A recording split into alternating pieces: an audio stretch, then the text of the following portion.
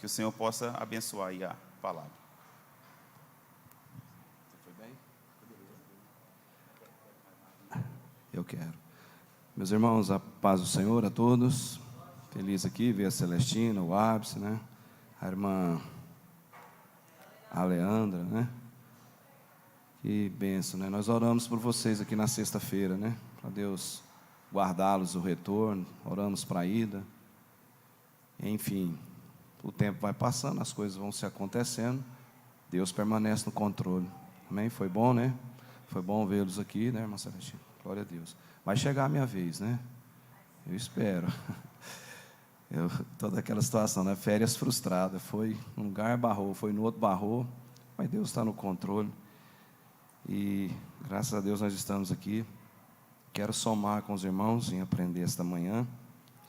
A gente meditando nessa lição. Eu peço aos irmãos, coloque sobre os seus pés. Vamos fazer mais uma oração. Para que Deus intervenha no nosso aprendizado. Que eu possa somar junto com os irmãos aqui. Essa semana foi uma semana de muita luta para mim, viu, irmãos? Muita luta. Estou aqui pela misericórdia de Deus, porque Deus é grande. Não estou aqui por minha própria vontade de estar aqui, não. Mas foi uma tempestade essa semana para mim, muito grande, em todo sentido. Muito grande. Eu lembrando da ceia, mas o Senhor é a nossa força, a nossa alegria. Ele é o nosso provimento. E eu louvo a Deus por essa oportunidade, eu não posso negar ela, porque é Ele que nos concede. Vamos orar? Deus, estou aqui na Tua presença, pela Sua misericórdia. Hoje a ceia, o memorial de Ti aqui à noite. Eu entrego meu espírito, minha vida na Tua alma, Senhor. Toma conta, conduzir dessa aula, que nós possamos aprender, que nós possamos agregar valores em humildade, declinando na Tua presença. Jesus, cada membro desta igreja, Tu sabes que está na Tua presença. Nós oramos para que a bênção alcance a cada um. Nessa manhã eu peço a intervenção divina na minha vida, na minha família, nos meus filhos, aqui na igreja, os irmãos local. O Senhor é o nosso provimento. Em humildade declinamos na Tua presença. Senhor, seja conosco, nos fortalece, segundo a Sua vontade. Coloca nossos pés numa rocha. Muito obrigado, ó Deus. Amém.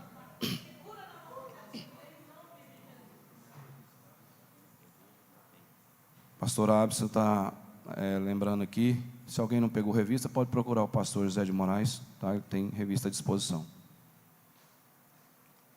Então, irmãos, que lição maravilhosa, né? Provérbios 15:33. O temor do Senhor é a instrução da sabedoria, e a humildade precede a honra. Eu vou falar aqui com os irmãos. Vida com Deus precede o trabalho para Deus. Deus é mais interessado em quem nós somos que aquilo que nós fazemos.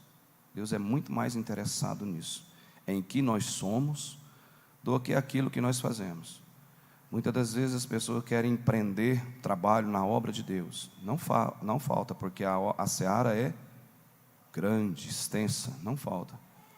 Mas o trabalho para Deus tem que ser da forma de Deus, do jeito de Deus. Essa é a humildade. Jesus mostrou nessa lição, tenho certeza que você leu, o quanto que o valor da humildade precede a honra. Humildade não implica moradia, vestimenta, bens. Não implica isso. Humildade é um coração voltado, saber suportar críticas, né, as investidas do ISI. Pastor, o que é o ISI? Inveja, soberba, ingratidão. São maléficos. São os 3 cachorros de Martim Lutero. ISI. Inveja, soberba, ingratidão. Jesus enfrentou tudo isso. Foram ingratos com eles. Prender Jesus, levar na cruz primeiramente, por quê? Pelo fator da inveja. E a soberba dos fariseus, a lição passada, você viu, elas empreendiam investidas em cima de Jesus, querendo fazer pegadinhas com Jesus. E não conseguiram. Pois bem, humildade é o alicerce da felicidade cristã. É o alicerce, amado. Você vai construir esse prédio aqui, precisa de fazer o quê? Fazer o alicerce, fazer as vigas, né? Fazer as colunas. As vigas da nossa vida é a ortodoxia, a palavra de Deus. E os alicerces para nós é a fé, é a sustentação. no dia a dia, na jornada cristã. Porque sem fé, nem agradar a Deus nós não conseguimos. Texto áureo aí: bem-aventurados os pobres de espírito, porque deles é o reino dos céus. Mateus 5 e versículo 3. Isso aqui traz para nós abrirmos uma consciência da pobreza moral que nós temos. Pastor, explica isso. Qual que é a pobreza moral que nós temos? Sem a direção de Deus, sem a dica de Deus, sem Deus mostrar a lei, como Ele mostrou a Moisés, ao povo hebreu, e tirou-os ali do Egito, para dar aquilo que nós falamos, senso de pertencimento. Nós temos uma lógica, nós temos um alvo, um objetivo. Nós servimos a Cristo para irmos para o céu. Nós não estamos fazendo utopia, brincando, rodeando em círculos, não. Nós estamos caminhando para o céu. Então nós temos senso de pertencimento. Então, bem-aventurados os pobres de espírito é a consciência moral. Implica isso em nós. É a consciência moral, né? De sermos, entender que nós somos pobres sem Deus. Nós somos pobres sem a Bíblia. Nós somos pobres sem o alerta, sem a dica, sem a direção de Deus. Nós somos pobres. Sim ou não? Essa semana tivemos a interrupção de um grande amigo, conhecido, colega nosso de datas e alguns tempos, muito tempo, por sinal. Estava com tanto intuito de tanta coisa, deixou um patrimônio considerável. E o ano retrasado, quando deu um problema na congregação em que ele estava, nós até conversamos. Aí ele ia ir para a liderança daquela igreja local, mas ele: não, eu tenho muita atividade, tenho comércio. Difícil, a gente entendeu. Quando foi agora, esse tempo atrás, o pastor da igreja local, que é pastor dele, que estava lá, o pastor, cheguei lá pela madrugada, no velório, o pastor me falando: olha, ele tinha falado que ia desfazer de alguns bens, agregar em uma área de um terreno que ele tem, uma fazenda, para poder locar para a soja, e ia abraçar a obra de Deus. Mas aí um mês, pouquinho, ele pegou e: não, é muito difícil, é muita coisa. Realmente deixou muita coisa, muito difícil. E peço que desligue esse ar, por favor, por gentileza. E aí, ele com os projetos, os sonhos, as metas dele, Deus o levou. Pastor, por que você está falando isso? O processo da limitação humana. Deus determina daqui até aqui. Isso é só um exemplo. Acabou. Tanto para o inimigo, tanto para nós. Nosso processo de vida, nós podemos acrescentar nada na nossa vida, irmãos. É só Deus. E essa humildade, o alicerce dessa felicidade, é nós termos essas bem-aventuranças. Entender, né, esse texto ele é revolucionário para a Bíblia. Nós podemos classificá-lo assim, dessa forma. Porque ali há um contraste do que o mundo quer. Porque as bem-aventuranças para o mundo é o quê? Ter posições, status, e aí vai, né? E para Deus, ele andou nessa terra, não tinha onde reclinar a sua cabeça. Jesus não deixou fazenda, boi, gado, templo. Historicamente, está a informação para nós nos evangelhos sinóticos, né? Então isso implica para a nossa vida, é muito importante. A verdade aplicada, eu sei que já foi lido, humildade é reconhecer que nada somos ou temos e que dependemos inteiramente de Deus. Quantos aqui dependem de Deus? Todos nós dependemos, né? E esse texto de Provérbios 16 traz muito... é bom. Abre a janela, por favor. Obrigado, pastor Abis. Nós entendermos que conhecer a Deus nos leva a praticar a humildade. Conhecer a Deus. Como é que nós vamos conhecer a Deus? Lendo a palavra, obedecendo, fazendo uso diário dessa palavra, acrescentando a fé, para nós irmos avançando. Esse texto de Provérbios, ele faz aí uma observação a respeito da vida, como nós caminhar. né? Os planos do coração pertencem ao homem, mas a resposta da língua vem do Senhor. Todos os caminhos do homem são puros aos seus olhos, mas o Senhor pesa o espírito. Aí no versículo 3 desse provérbio 16: entrega tuas obras ao Senhor, e os teus planos serão bem-sucedidos. Todos os projetos, todos os planos, todas as metas, quando nós colocamos na presença de Deus, são bem estabelecidos. E isso para nós é muito importante. Qualquer coisa, atividade, qualquer ponto de vista que nós temos, adquirir bens, trabalho, principalmente na obra. A obra é aquilo que nós falamos, vida com Deus precede o trabalho para Deus. E isso é importante nós entendermos. Tem gente que quer fazer muitas coisas avançar, sem Deus ter determinado. Principalmente o que nós muito ouvimos. Deus mandou dizer, Deus mandou falar. Cuidado com isso. O que eu sei verdadeiramente, obviamente, pastor, você não crê em profecia? Lógico que eu creio.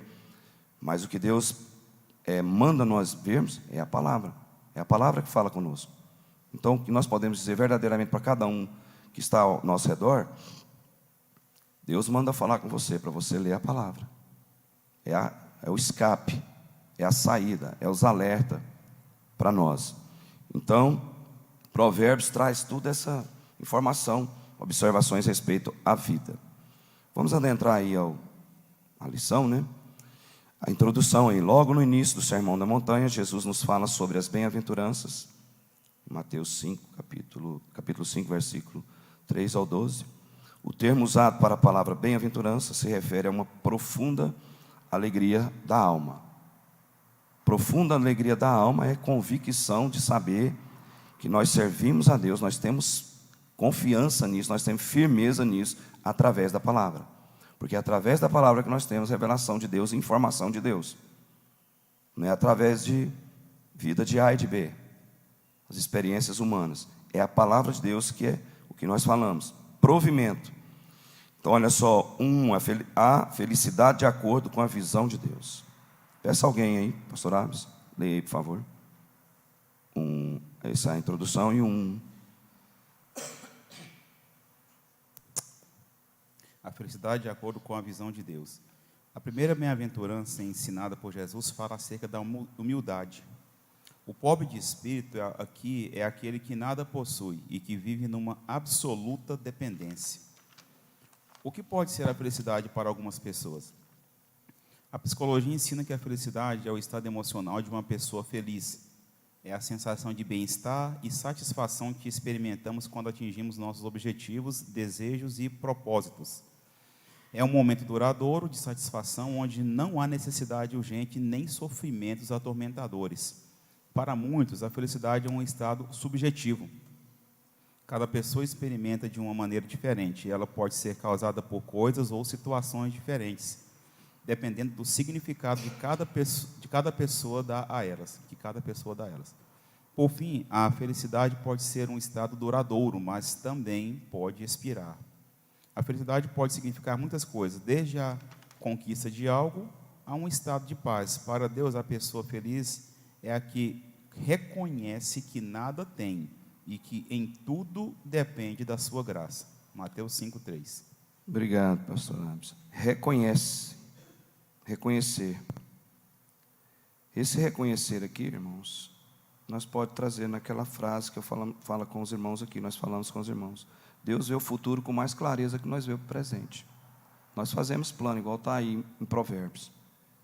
Como é que é essa confirmação? Ela é de Deus? Ela pode caminhar? Qual que é a sustentação? Qual que é a durabilidade dela? A durabilidade da fé, da alegria do cristão, é saber que a prosperidade que Deus nos propõe na Bíblia e durante a vida é a salvação.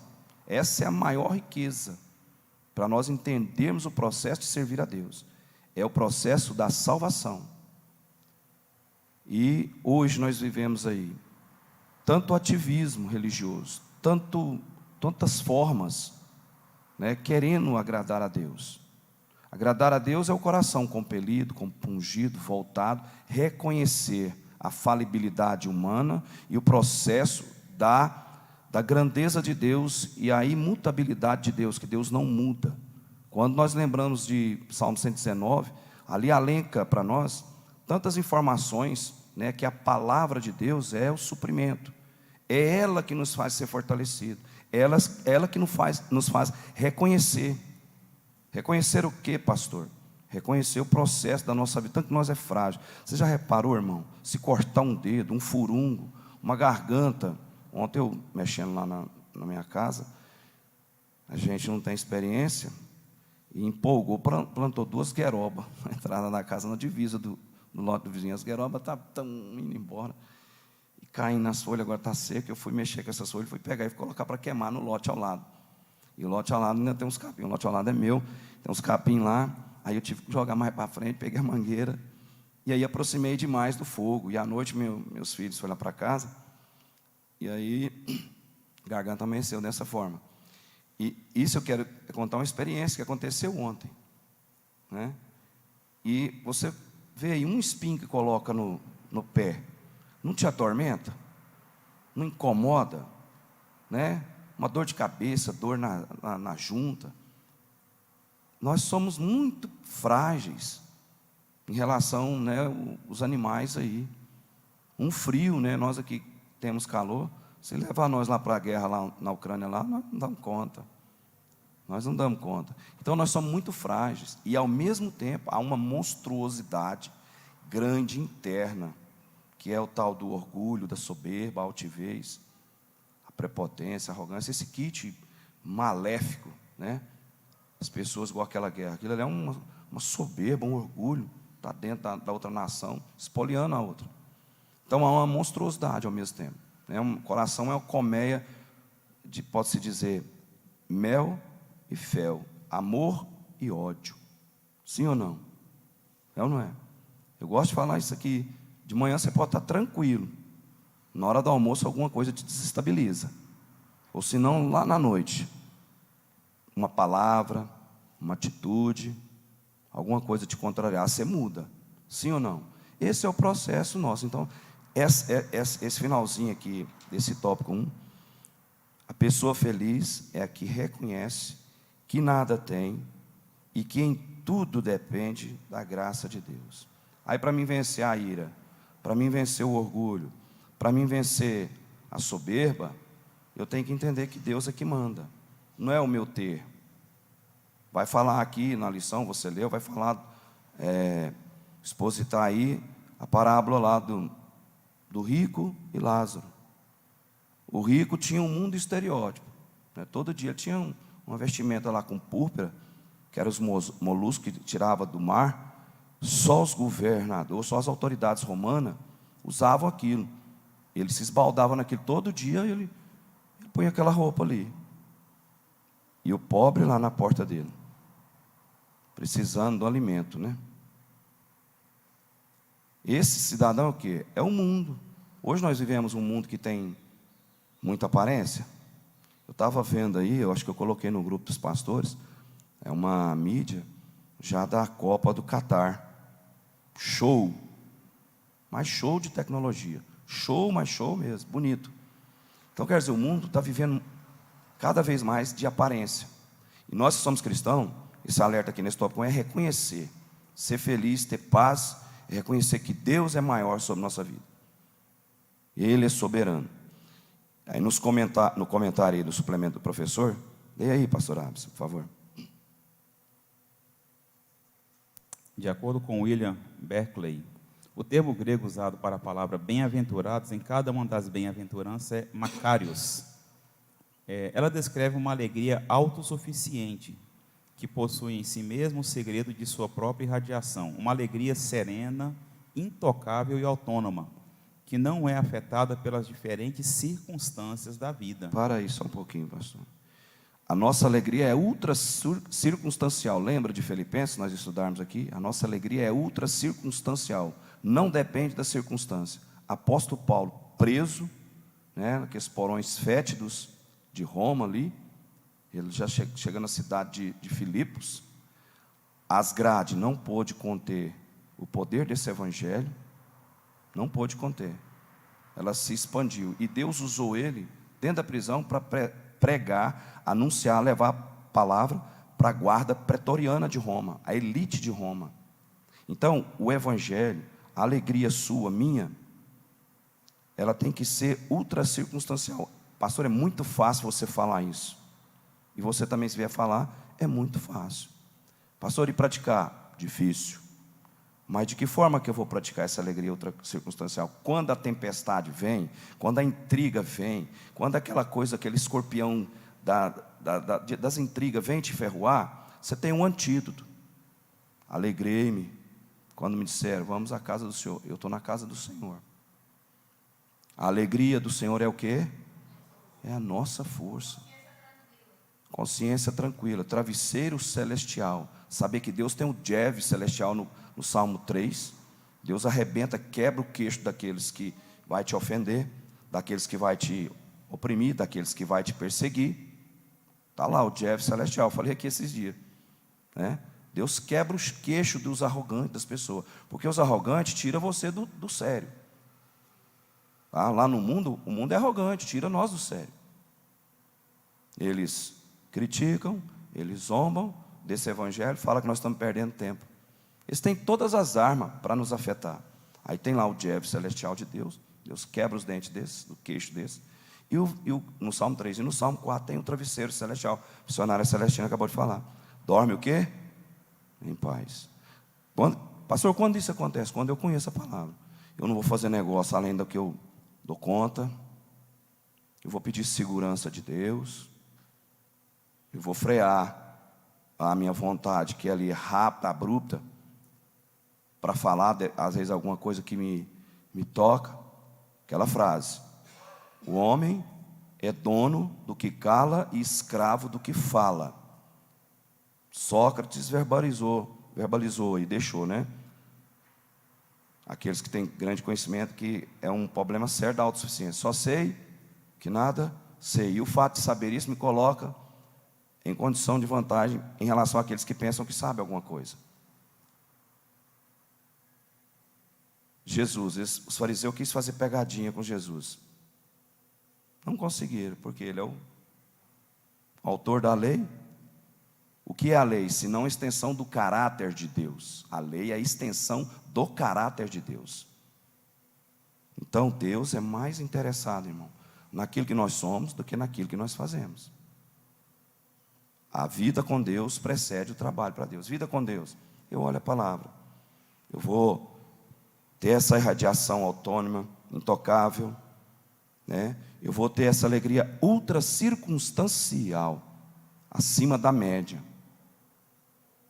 Tem gente, irmãos, que tem salário pouco e é feliz, e é controlado, é posicionado.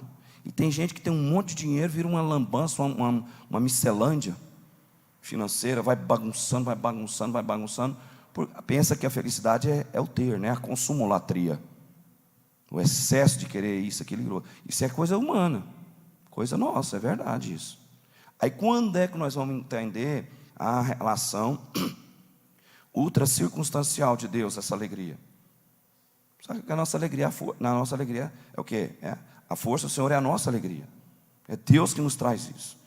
Então, Macários, né? Ela descreve uma alegria autossuficiente que possui em si mesmo segredo de sua própria irradiação. O segredo da irradiação, o que é irradiar? As outras pessoas vão estar perto de você, vai estar alegre. Sim ou não?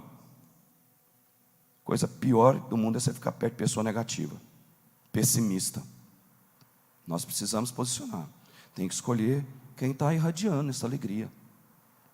É ou não é? Nós temos que escolher essas pessoas. Pessoa que é pessimista, que não irradia alegria, não está dentro dela, não vai entender o que é uma alegria ultra circunstancial. Como que um cidadão preso dentro de uma grade, né, escrever as cartas que ele escreveu? Porque Deus fortaleceu ele. E Deus nos fortalece através da vida diária nossa. Não deixa nós cair no laço, nem no engano. Porque o mundo tem engano de aparência, de laço, de status, e por aí vai, é muita coisa. Então, continue aí, pastor Abs, por favor. Enquanto a felicidade humana depende das ocasiões e circunstâncias cambiantes da existência,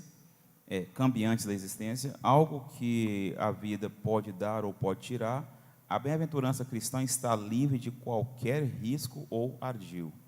O Senhor Jesus falou da alegria dos seus discípulos que ninguém poderia tirar. João 16, 22. João 16, 22, você leu. É o quê? Conhecer a verdade lá. Vós conheceis a verdade, nós conhecemos a verdade. É aí onde é que já é um alicerce para nós entendermos a alegria ultra circunstancial. Lê aí para nós, por favor, pastor Abs. Ou pastor Abs, ou outro pastor aí, por favor. João 16, 22. Assim acontece também com vocês. Agora estão tristes, mas eu os verei novamente. Aí vocês ficarão cheios de alegria e ninguém poderá tirar essa alegria de vocês. Está vendo? Ninguém poderá tirar. É a alegria de Deus na nossa vida. É a alegria que Deus traz para a nossa vida. Ninguém pode tirar. 1, 2 aí, pastor Abson. O que é a felicidade segundo a Bíblia? A felicidade segundo a Bíblia está determinada pela existência da relação com Deus por meio da fé e da obediência que se tenha aos seus mandamentos. Só um minutinho, pastor. Obediência. Irmãos, o maior segredo nosso é a obediência. Quando nós lemos, nós vamos entender o temor. E aí nós vamos saber como obedecer. O maior segredo nosso de vitória é a obediência. Aquilo eu tive aí num seminário sábado retrasado. Foi sábado retrasado. Sobre compromisso. Compromisso com Deus é a primeira base para mim, ter compromisso com Deus. Depois compromisso com testemunho, compromisso com a família, compromisso com a palavra, compromisso com a igreja. Tem tanta gente que quer fazer o ativismo religioso, mas não tem compromisso, não tem submissão. Não resolve. Mexe e vira, está levando beliscão. Então, a obediência é o fator vital, é uma base fundamental para nós cristãos, para entender o processo dessa alegria vir. Como é que eu vou ter alegria se eu não obedeço? Como é que eu vou ter alegria se eu não tenho compromisso com a palavra? Eu não leio. Tem gente que não lê a palavra, não lê. Quer a bênção de Deus, mas não quer o abençoador. Então precisa, isso aqui é vital. Pode continuar, pastor. Então a felicidade é vista como um presente dado por Deus a seus filhos. Salmo 144, 15. Só um minuto aí. Salmo 144, 15 diz aí o que para nós? Bem-aventurado o povo a quem assim suceder. Ao povo cujo Deus é o Senhor, outra versão. Bem-aventurado é o povo cujo Deus é o Senhor. Cujo Deus é o Senhor. Por que tem país na Ásia submerso no mundo, na escravidão, na pobreza, na miséria? Em tudo que coisa acontece. Porque não conhece essa palavra, não conhece essa alegria, não faz conta de Deus, não lembra de Deus. Aí quer que Deus socorre na aflição. E mesmo assim Deus ainda socorre, dependendo do coração da pessoa, Deus socorre. Então, bem-aventurado é a nação, bem-aventurado é o homem cujo Deus é o Senhor.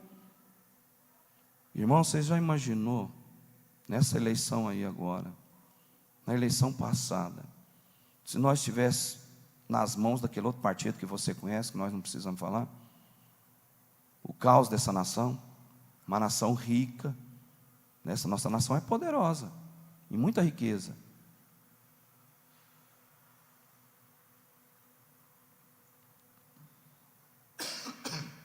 Tem muitas nações aí que estão de olho aqui. Continua, pastor. Isso não ignora que existam pessoas que temporariamente gozem das coisas dessa vida, que vivam de festas, que tenham suas necessidades físicas e emocionais satisfeitas, mas isso não significa que são felizes. Então, como alcançamos a felicidade com Deus? Experimentando o perdão. 1 João 1,9. Não se pode ser feliz com o terrível peso da culpa sobre os ombros, mesmo que se tenha tudo ou que se esteja cercado por fome e prazer. O homem precisa do perdão de Deus para ser feliz. Salmo 32, versos 1 e 2. No suplemento do professor nos dá uma dica aí muito grande diante da realidade desse mundo, que é cheio de sofrimento, injustiça. Como nós sermos felizes? Por ter Deus em nossas vidas e seguir sua vontade. E não por causa das circunstâncias que nos cercam, que são temporárias, né, efêmeras.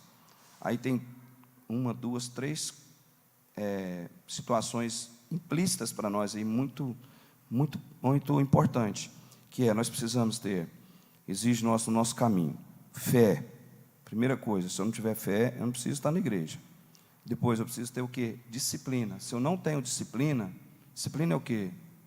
As mutualidades, honrar uns aos outros, respeitar uns aos outros, amar uns aos outros, ajudar uns aos outros, admoestar uns aos outros. Isso é disciplina. Disciplina com a casa de Deus, com a ordem de Deus, o que Deus pede para nós. Respeitar, ver a fraqueza do outro. É uma disciplina no conduzir na casa de Deus, na vida, né, cristã. Outra coisa aí, paciência. Tem que ter, é coisa difícil. Esperar em Deus é difícil, mas é a rota mais certa para nós. É esperar em Deus. É a rota mais certa.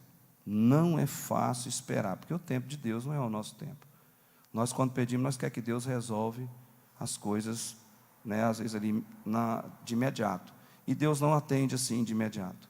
Deus atende na hora certa, na hora que o aprove.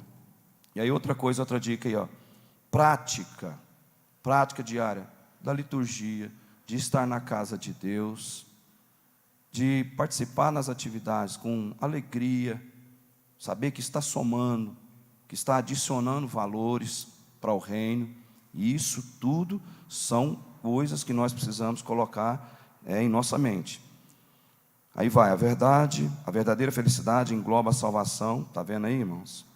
A verdadeira felicidade, a verdadeira prosperidade é a salvação. Muita gente interpreta vir à casa de Deus e vê a prosperidade das benesses, do financeiro. Quem diz que é isso? Deus não é garçom para atender através dos 10% que nós damos de dízimo ou ofertas. Tem gente que pensa que vai dar o dízimo e Deus vai. Dízimo é o antídoto do devorador, né? O CMDD, cortador, migrador, devorador e destruidor. É o antídoto. A oferta é a alegria, é a fé. Dízimo é compromisso, é o antídoto. Quem diz que para dar o dízimo é para alcançar a prosperidade nossa, nós precisamos entender, é a salvação. Ninguém vai para o céu porque é pobre, ninguém vai para o céu porque é mendigo, vai citar aqui em Lucas 16. Ninguém vai para o céu porque não tem moradia. Tem muita gente enganada com esse evangelho, é um evangelho sem procedência. Nós vamos chegar aqui, né, no rico e Lázaro. 1:3, pastor Abis, por favor. Onde podemos encontrar a felicidade? A felicidade na Bíblia é realmente vista como um paradoxo, como uma aparente contradição ao senso comum. O que uma pessoa deve ter para ser feliz?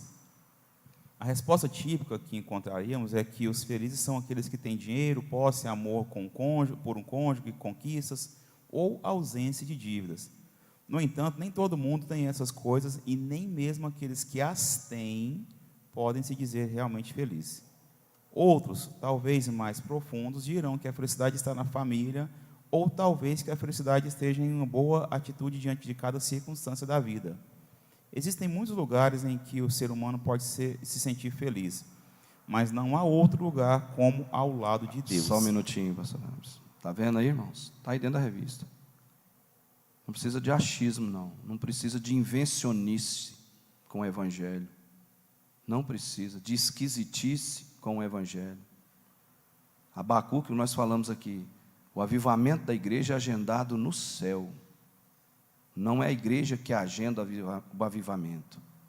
Não é a igreja que formata o avivamento. O avivamento, ele é confeccionado, ele é elaborado, produzido lá no céu. Lembra de Atos 2?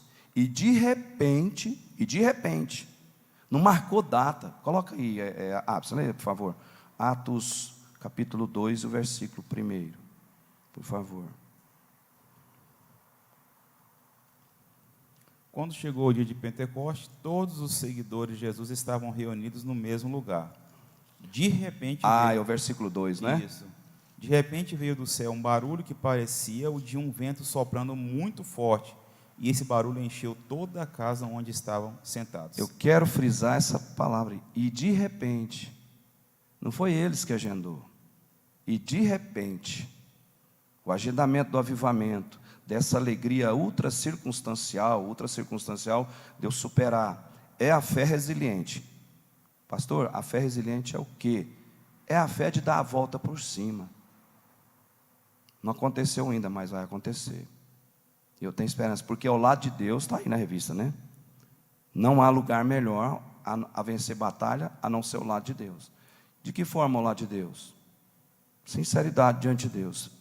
Pastor, como é que é a sinceridade diante de Deus? Rasgar o coração, igual Davi fez.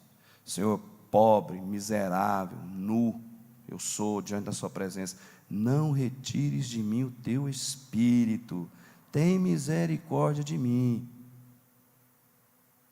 Essa é a verdadeira oração. Nós saber que nós somos, pequenos diante da grandeza de Deus. Então, nesse Pentecoste, traz para nós essa informação. De repente veio do céu um som como de um vento impetuoso e encheu toda a casa onde estavam sentados. Então é Deus que traz essa alegria, Deus movimenta essa alegria em nós, ultra circunstancial, mas quando nós estamos do lado de Deus. Pastor, como nós estamos do lado de Deus? É isso que nós estamos fazendo aqui, aprendendo a palavra de Deus, lendo a palavra de Deus, amando a palavra de Deus. Aqui as três palavrinhas. Nós falamos terça-feira retrasada. A ortodoxia, que é a palavra de Deus. A ortopraxia, eu pratico a palavra de Deus, porque eu entendo a ortodoxia. E a ortopatia, a palavra de Deus. O que é a ortopatia? Eu amo a palavra de Deus. Salmo 119, 11. Vai falar muito aqui quando estava falando sobre Abacuque, discorrendo sobre Abacuque. Guardei a tua palavra aonde? Lá na prateleira? Guardei a palavra lá no armário? Ou guardei a palavra lá na igreja? Guardei a palavra só no seminário? Guardei a palavra só na conferência? Guardei a palavra só no simpósio? Tem gente que guarda a palavra só para essas circunstâncias. A palavra de Deus é guardada aonde? No meu coração. Aqui dentro. Então essa é a grande verdade. Continua, pastor. Sua presença é o lugar de maior felicidade, porque nela existe paz, aceitação, amor e liberdade. Salmo 65, 4, 84, 4 e 5. Só um minutinho, ó. Existe o quê? Paz. O que mais? Aceitação, amor e liberdade. Aceitação. Como que eu aceito a palavra de Deus? Em humildade. Em humildade. Eu aceito a palavra de Deus em humildade. Saber que Deus é soberano, Deus é superior a tudo e ponto. Acabou. Chega de achismo, besteroides. Ponto. Acabou. É a palavra de Deus. Ou eu creio piamente, ou defendo piamente, ou faço o exercício piamente da ortodoxia, ortopraxia, ortopatia. Do contrário, sem provimento. Sem essa alegria. Aí Deus não está do lado. Aí eu passo a ser o quê? O que eu passo a ser? Em vez de ser cristocêntrico na minha vida, eu passo a ser antropocêntrico. Eu preciso de ser Cristo é a ação na minha vida. Não é largar tudo, deixar tudo abandonado, não vou fazer, Deus faz tudo por mim, põe uma rede, Deus não. É uma continuidade da extensão da vida. Está aí, está acontecendo guerra. Nós estamos indo para 2030, tem uma agenda desses comitês aí, uma mudança de muita coisa na sociedade previsto, em tecnologia, em termos de todo o processo da humanidade, um movimento de mudança. Pode acontecer que Deus venha daqui 1 ano, 2 anos, o arrebatamento da igreja? Pode acontecer até 2030? Pode. Pode acontecer daqui 50 anos? 100? Pode. Pode acontecer, mas tudo está evidenciando. Aí eu busco essa palavra, vou começar a entender o quê? Que eu preciso estar ao lado de Deus, em humildade. Caminha mais um pouquinho, Rabs. Então ele se torna o meio e o objetivo final de nossa felicidade. O objetivo final. É isso aí. no suplemento aí, o finalzinho, ó, a alegria do mundo é efêmera, passageira, nós sabemos disso, né? A alegria do cristão é serena, é intocável, porque provém de um andar na companhia de quem? E estar sempre, como nós estamos sempre na presença de Deus, irmãos? Como? Gratidão, oração. Lembra a oração do Pai Nosso? Não é todo lugar que nós temos um quarto. Entra para o seu quarto e vai orar. Não é todo lugar que nós temos um quarto.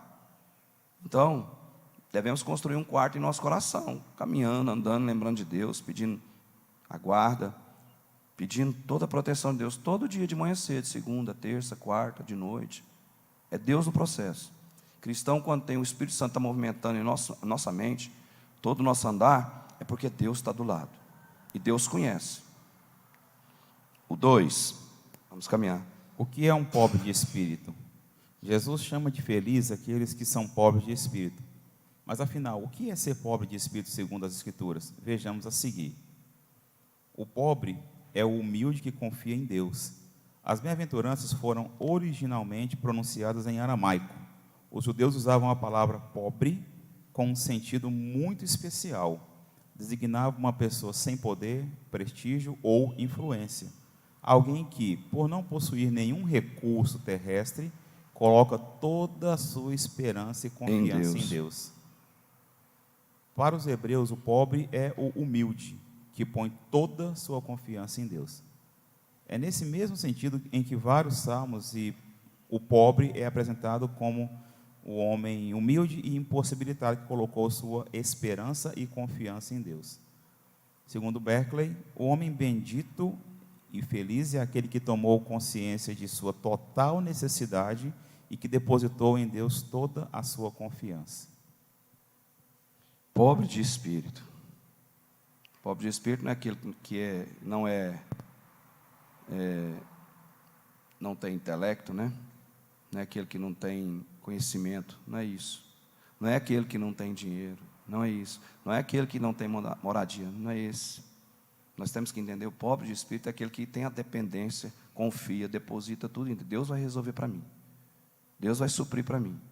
Esse é o pobre de espírito. Quando fala pobre de espírito, pensa que é uma pessoa que não tem conhecimento, ela não sabe nada, ela é leiga, ou senão as vestimentas dela, ou a moradia dela. Muita gente tem essa interpretação, e aqui nessa revista nós temos que aprender que o pobre de espírito é aquele que fica na dependência de Deus verdadeiramente. Na dependência de Deus, dos pontos-chave é a oração, é comunicar com Deus, é falar com Deus, é na oração, não é, pastor Machado? Qual texto nós lemos aqui? 1 Reis, capítulo 12, na sexta, 1 Samuel, leia aí, se você consegue achar, por favor. 1 Samuel, olha só aí, ó, o segredo, nosso, irmãos. 1 Samuel 12, pastor? A partir do 18? Não, é Samuel 12, o versículo 23. O pastor trouxe a mensagem aqui. E interessante que eu tinha lido esse texto esses dias atrás, e me fez aí, 1 Samuel 12, 23, né, pastor? E quanto a mim, longe de mim, que eu peque contra o Senhor, deixando de orar por vós. Olha só, para aí, deixando de orar uns pelos outros. Essa é a intercessão. Deixar de orar um pelos outros. Olha para a igreja. Quando os irmãos estão viajando, nós oramos. Quando os irmãos estão enfermidade, nós oramos. Esse é o processo. O processo, irmãos, a ser alcançado com Deus, né, quando é o pobre de espírito, é a oração, é a confiança em Deus. É nós confiarmos em Deus. É orar. Se eu não falo com Deus, como é que eu vou dar conta de vencer toda dificuldade? É a oração. Pode continuar, pastor. Antes vos ensinarei o caminho bom e direito. Bom e direito. E direito. Caminho, através da oração. Essa é uma razão de nós fortalecer. O combustível nosso é a oração, irmãos. Igreja não ora, cristão não orou. É sério. É sério, é sério. Oração é essa referência para nós de saber, né, que nós somos pobres. Se nós não falar para Deus providenciar. Tem gente que tem as coisas e pensa que não precisa de Deus. Por que que tem aquele texto? Não é mais fácil um camelo passar no fundo da agulha que um rico herdar o reino do céu? Porque o rico, a confiança dele está onde? Onde que ela está? Na riqueza dele. E o que é a riqueza do homem? Eu não citei aqui o irmão que largou os bens, ficou tudo aí. Servo do Senhor dentro da casa de Deus. Deus o recolheu. Ele sabia que ia acontecer. Porque, irmãos, uma frase, né? Uma frase não, um versículo. Pode os mortos louvar a Deus? Os mortos não vão louvar a Deus. Nós louvamos a Deus em atitude. Para nós andarmos com Deus, nós louvamos a Deus quando nós oramos a Deus, quando nós rasgamos o coração na presença de Deus, quando nós buscamos a Deus. Esse é o caminhar com Deus. Esse é o caminhar. Caminha mais um pouquinho, irmão. O senhor quer o 2:2 ou o suplemento? Não, suplemento, pode ir. Podemos viver uma vida infeliz ao observarmos que os outros e as injustiças que eles cometem. Podemos acreditar no acaso ou em nós mesmos, mas nada fará com que venhamos sentir segurança ou paz. Somente quando nos apegamos a confiar em Deus, começamos a ver o mundo de uma maneira diferente. Nossa fé nos ajuda a enfrentar as circunstâncias da vida com realismo e sem desfalecer. Salmo 44, Provérbios 16:20, Isaías 30:18. Na visão divina, o pobre de espírito é aquele que esvazia de si mesmo, que reconhece sua própria incapacidade e recorre a Deus, pondo nele sua total confiança. A esse, as portas do céu se abrem com toda a felicidade. Felicidade. Mateus 5:3. É Deus. Eu lembro de um irmão, ele falou assim, pastor Valtinho, há muitos anos atrás, já não está mais aqui. Já está bom o que Deus fez para você. Eu pensei, mas eu não fiz nada. Eu ainda não adquiri nada. Há muito tempo, isso há muitos anos. Tem mais de 20 anos. Que eu tinha sonho daquilo, aquilo outro. Hoje eu estou entendendo o que é isso. Irmãos, tem hora que nós temos que começar a agradecer a Deus já pelo que Deus já tem feito. Que adianta lá para aquele povo naquela guerra, aqueles bens lá? Teve gente que teve que sair dali, largou o documento para trás, perdeu família. Nem documento não saiu. Tu está vendo aquela atrocidade que está acontecendo? Né? Eles imaginariam que ia passar esse ano de 2022 desse processo? E está aí, nós estamos de cá e estamos vendo. Mesma coisa com a vinda, a grande tribulação, o anticristo vindo aí. Nós temos uma informação chave na palavra de Deus para isso. O 2:2. O pobre é aquele que esvazia de si mesmo, que está vazio de si mesmo. Ao dizer bem-aventurados os pobres de espírito, Jesus estava confrontando a forma incorreta do ensinamento dos fariseus e mestres da lei. Os fariseus eram orgulhosos ao extremo, se consideravam justos de que nada necessitavam. Antes de reprová-los, Jesus lhes falou acerca da verdadeira justiça que vem de Deus, e eles a recusaram. A expressão pobre de espírito está em oposição ao orgulho espiritual e se destina a eles e a seus seguidores. O Dr. John fulano de tal diz que a pessoa que se caracteriza por orgulho espiritual não receberá de Deus coisa alguma. A bênção de Deus não pode descer sobre ela, porque o orgulho não serve de alicerce para a justiça. O orgulho espiritual não é demonstração de santidade, mas de pecaminosidade. Sendo assim, jamais pode produzir felicidade. O que é esse orgulho espiritual aí, irmãos? Tem muitos profetas aí, que se diz profeta aí, usa disso aqui, orgulho espiritual. Induz as pessoas, prejudica maleficamente a ele e as pessoas que acreditam no que ele fala. Está aí, ó, orgulho espiritual. Vamos ler Provérbios aí 16 e 18. Olha só o que diz Provérbios 16 e 18. A arrogância antecede a destruição, e a altivez do espírito antecede a queda. É só questão de prazo. É só questão de prazo. Presta atenção aqui, um comentário sobre isso aí. Ó. A soberba é o mesmo pecado cometido por Lúcifer, nós bem sabemos disso, que achou ter o direito de se assentar-se no trono reservado a Cristo. O tipo de pecado que carrega em sua cauda uma série de reações ligadas a soberbo dependentes. Presta atenção nisso aqui, ó, soberbos dependentes. Isso aqui é um pecado de orgulho espiritual, aqui, ó, dentro do texto. Nós lendo aqui, nós entendemos isso aqui. Soberbo dependentes. A soberba atrai o narcisismo, muda o semblante, diminui a capacidade de ouvir opiniões, diminui a capacidade de ouvir opiniões, provoca distanciamento nos relacionamentos. Sim ou não? Nós não estamos conversando aqui à toa, não. Provoca distanciamentos, faz sua vítima ou seu possuidor acreditar que uma discordância de alguém liderado é rebeldia, enquanto inclina os ouvidos para a bajulação e profecias elogiosas. Você já viu isso aí? Tem que ter maior cuidado. Estava conversando com meu pai esse tempo atrás, tem um monte de profeta aí, ou, né, não posso discriminar, principalmente se nós falar de pastor, eu estou condenando a mim mesmo, então não posso falar, né? Mas tem muitos que vai nessa contramão, na contracultura da palavra de Deus.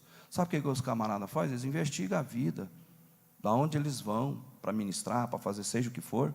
Eles estudam, eles fazem um levantamento, um específico da vida. Aí vem trazer essas profecias elogiosas, que massagear o quê? O ego. Isso não é humildade. Isso aí é isso aqui que está falando aqui, orgulho espiritual, não é demonstração de santidade. Os fariseus faziam isso aí. Então, olha só. O soberbo tem sérias dificuldades para aprender algo de outra pessoa. A pompa introdutória que esse tipo se apresenta será proporcional ao tamanho de seu ego.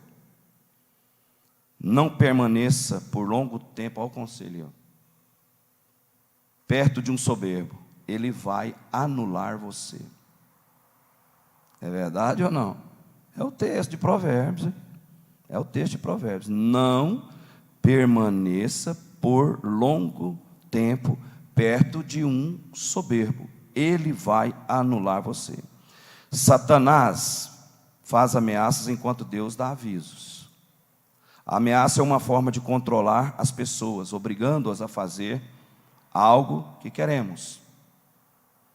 O aviso é uma expressão de amor que procura nos proteger de perigos desnecessários. Jeová jamais deseja ver a nossa ruína, a nossa vergonha, a nossa decepção ou a nossa frustração. Ele sabe exatamente o final de todos os caminhos. Sua visão chega até onde os artefatos mais modernos não conseguem ver e nos avisa da proximidade do mal iminente. A diferença entre um e outro pode ser sutil, mas é abissal. É um texto muito...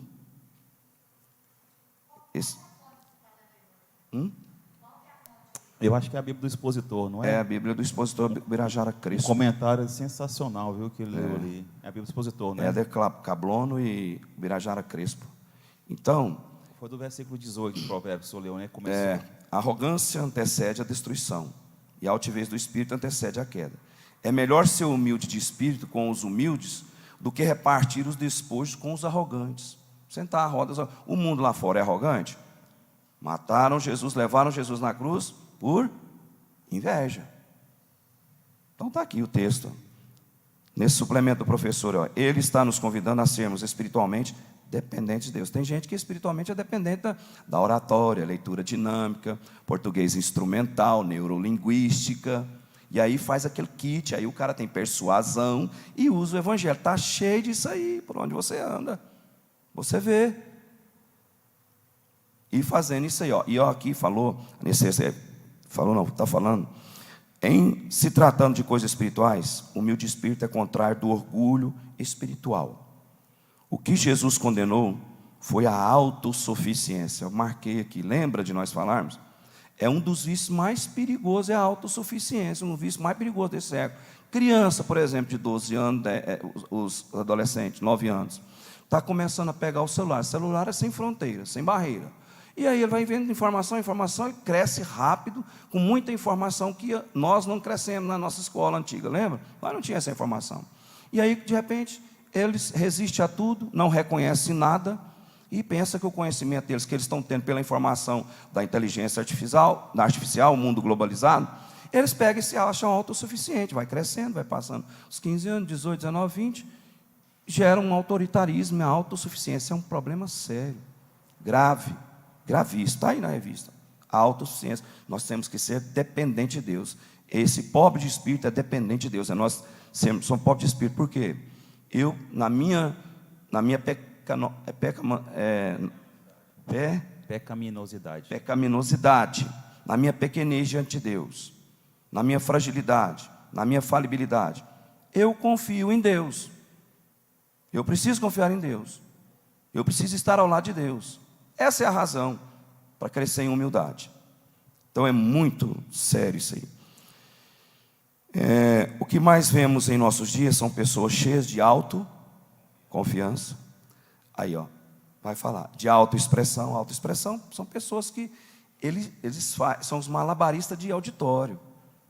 Entendeu? Eles caminham e eles arrumam todos os meios para poder chamar o quê? A massa. Trazer a massa. Você faz isso aí, está aqui, ó. Autoexpressão e de autodependência. Dizem que devemos ter pensamentos positivos, ou seja, confiar em si mesmo, excesso de autoconfiança, e não no Senhor e na graça que Ele nos oferece. Atitude que a Bíblia rejeita e condena. O pobre é plenamente dependente de Deus. Aí agora, abra aí, ó, pastor Abson. Lucas 16. Quem que é o Deus desse século, irmãos? Quem é? Satanás, o avatar da nova era, né? E que mais que ele usa para poder pegar as pessoas? O mamon, dinheiro. Esse texto aí, ó, é o rico e Lázaro. O rico, com toda a pompa, cuidou das coisas daqui, do estereótipo, mas não cuidou da alma dele. Tinha tudo, mas não tinha Deus. O outro não tinha nada, mas tinha Deus. Essa é a diferença de nós, para o mundo lá fora. Eles têm tudo. Eles têm domínio, têm poder, têm grana, têm governabilidade. Nós não temos, mas eles não têm o Deus que nós temos. O processo da humildade. Olha aí. Rico e Lázaro. Havia um certo, do 20, né?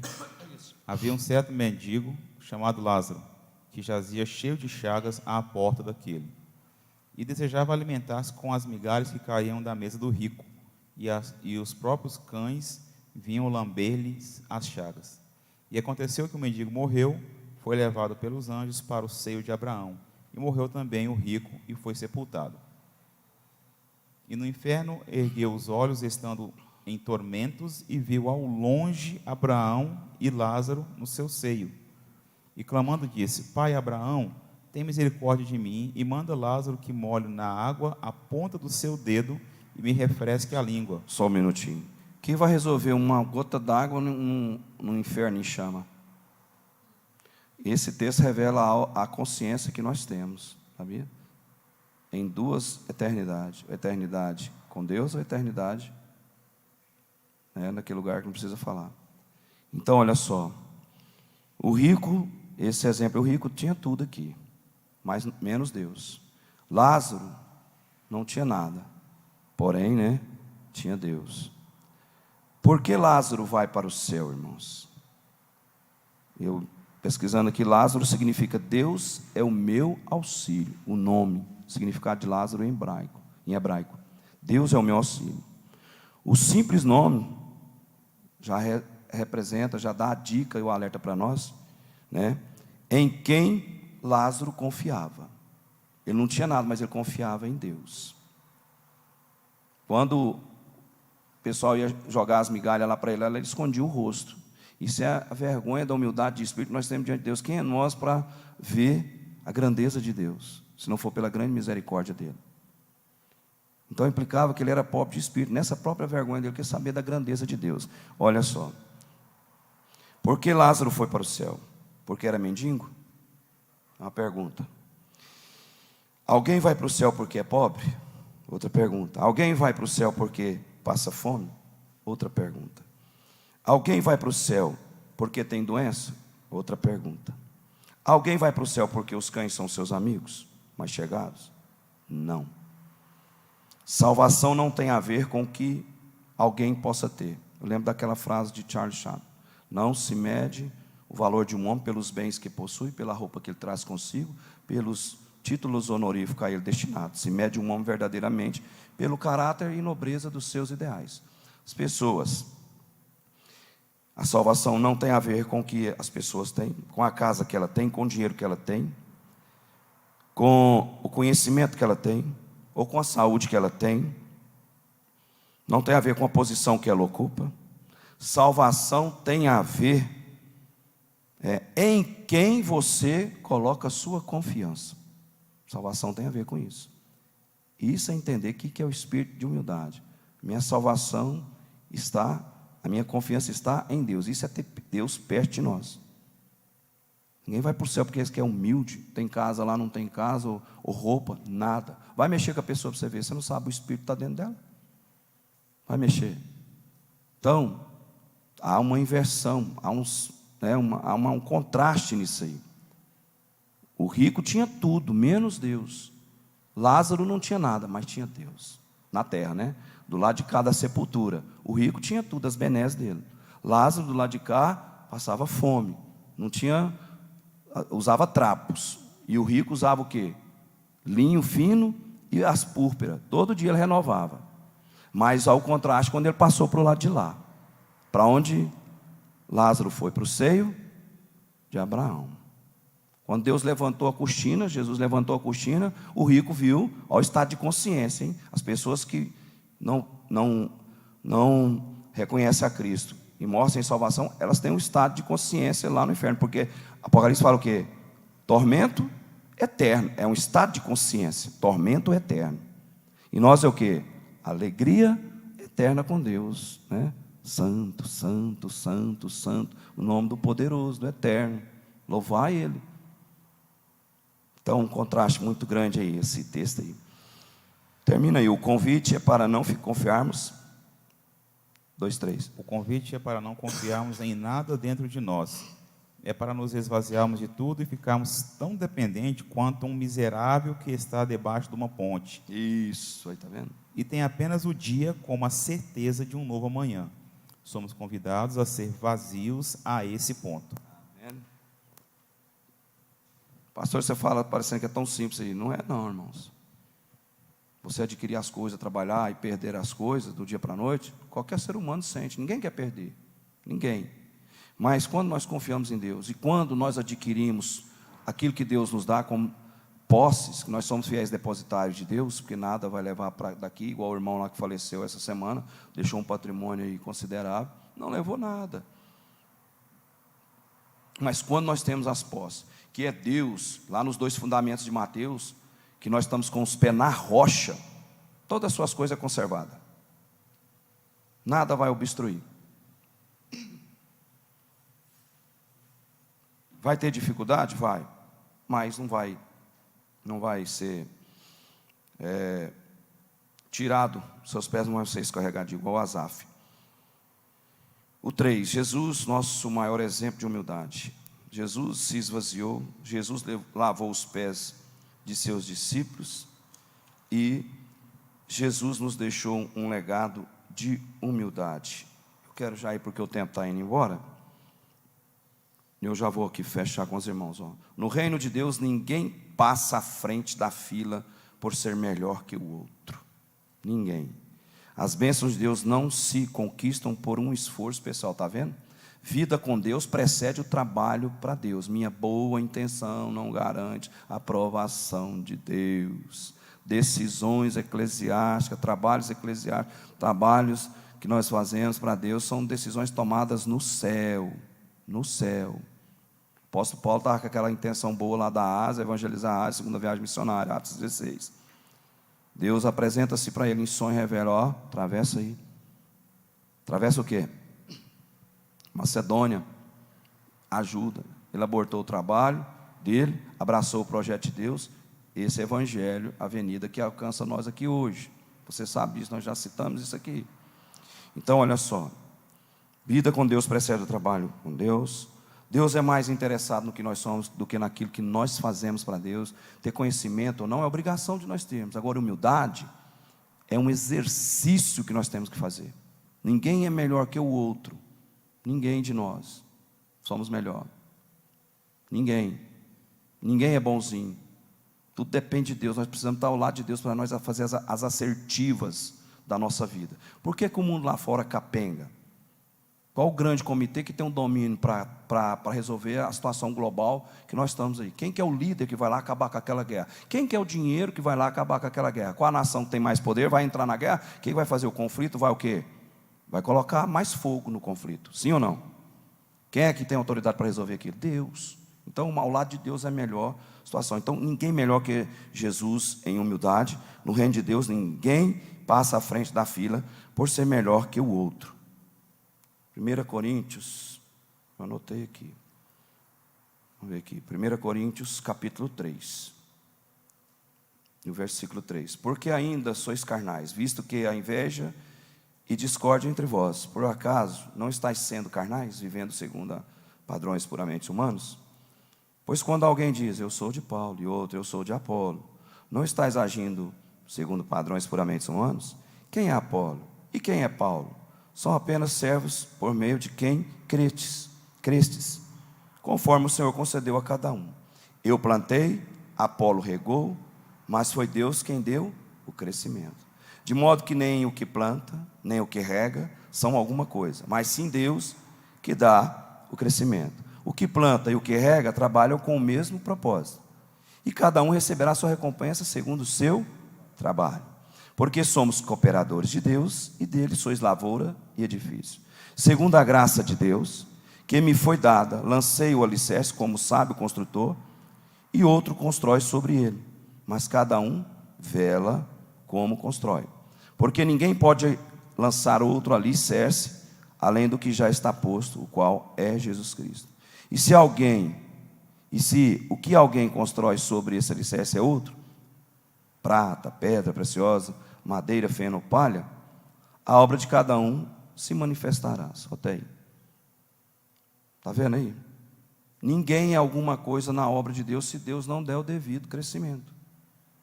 Então está esse texto aqui, eu lembrei disso aí. Ninguém pode passar na frente de Deus. Terminando aí com os irmãos, ó. O homem orgulhoso fala de si. O homem humilde fala de Deus. O homem orgulhoso tem pressa, tem celeridade. O homem humilde espera, exercita paciência. E é isso que eu quero deixar para os irmãos. E outra coisa que eu anotei aqui, para nós entendermos o processo da humildade. Isso aqui é um contraste, humildade e orgulho, né? Entendemos o que é o pobre de espírito. O pobre de espírito é dependência de Deus. Não significa que é não ter posses, bens. Então, olha só, pessoas pequenas falam de si. Pessoas médias falam dos outros. Pessoas grandes, nobres, falam de Deus. É isso que nós precisamos entender. Pessoas nobres, grandes, falam de Deus. E é ao lado de Deus que nós precisamos estar. Amém? Eu quero deixar aqui, tinha muita coisa, mas devido a essa rouquidão minha, não dá. A frase para o trimestre. Nós olhando e já vinha lendo, já tinha lido, aí voltei a ler de novo. Humildade, radiografia do cidadão do céu. Pode ser essa frase? Para esse trimestre, para nós levar? Vamos lá, fala aí comigo, irmãos. Humildade, radiografia do cidadão do céu. Amém? É isso que nós precisamos entender, praticar, pedir misericórdia de Deus, para nós poder vencer. Amém? Deus abençoe os irmãos. Logo mais à noite, né? Nós vamos estar aqui com a ceia do Senhor. Será uma bênção, vai ter uma regional nos visitando aqui, a regional 7. Vai estar nos visitando aqui, o coordenador lá, pastor José Orlando. Vai estar somando conosco aqui. Devolvo a ápice. Pastor Miro. Conclusão aqui, fechamento. Que Deus possa abençoar os irmãos.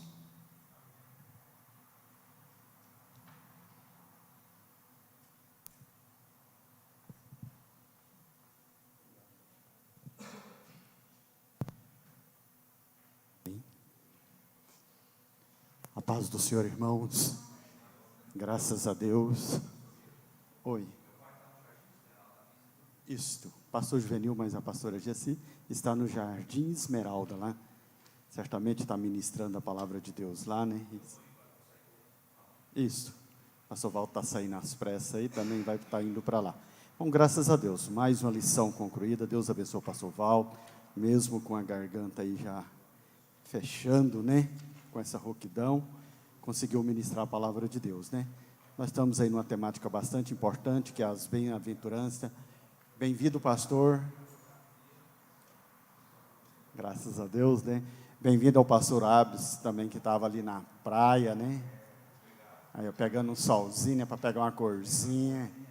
Eu também gosto desse negócio, né? A irmã Celestina também foi pegar uma corzinha, né, pastor Celestina? A gente tem visto aí as postagens, né? Deus abençoe vocês, são bem-vindos, né? E que Deus continue abençoando para uma próxima viagem, mandar mais postagens para a gente, né? A gente observa, eu vi a menina dela tão alegre ali, né? Estava uma felicidade. Então, irmão, graças a Deus. Não tem muito a acrescentar aqui numa palavra dessa, né? Mas eu gosto muito daquele texto, assim, porque quando a gente vai para o contexto histórico da palavra de Deus, a gente vê que o orgulho daqueles homens do passado, né? Eles se achavam, por ter uma posição e por ter condição financeira, eles tinham um favor de Deus. E, consequentemente, as pessoas que não tinham, era classificada que não tinham o favor de Deus. Eu fico até imaginando essa palavra de Jesus Cristo, quando ele fala, bem-aventurados os pobres, porque deles é o reino do céu. Isso é um impacto tremendo para quem ouvia ou convivia numa situação daquela. Quer dizer, eu não tenho nada, então não tenho favor de Deus. Ou eu tenho tudo, eu sou abençoado por Deus, e de repente alguém pega um microfone, vamos dizer dessa forma, e fala, bem-aventurado é os pobres, porque deles é o reino do céu. Então isso tem um impacto muito grande dentro de um contexto histórico. Mas, sem delongas, né, vamos colocar de pé.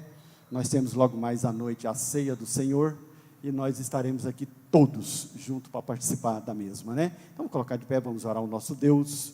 Somos gratos por esta manhã, somos gratos por esse dia, que é um dia alegre, né, na nossa vida. Então, Deus e Pai, nós te louvamos pela tua bondade, pela tua misericórdia, te louvamos por estarmos na tua casa, te louvamos pelo ensinamento da tua palavra, ó Deus, que possamos, ó Deus, praticá-la mesma e vivermos de conformidade às suas leis. Meu Deus, te adoramos, ó Deus, por isso. Por isso nós oramos e agradecemos por este ensinamento. Deus abençoa teus filhos que aqui puderam estar, abençoa aqueles que não puderam, e abençoa aqueles, ó Deus, trazendo a cura, a saúde, que estão acamados. Meu Deus, é no nome de Jesus que nós te oramos e agradecemos. Conduz os teus filhos em paz para os seus lares. Deus abençoa em nome de Jesus. Que a graça de nosso Senhor Jesus Cristo, o grande amor de Deus, a consolação e a comunhão do Espírito Santo seja com todos nós desde agora e sempre. Amém e amém.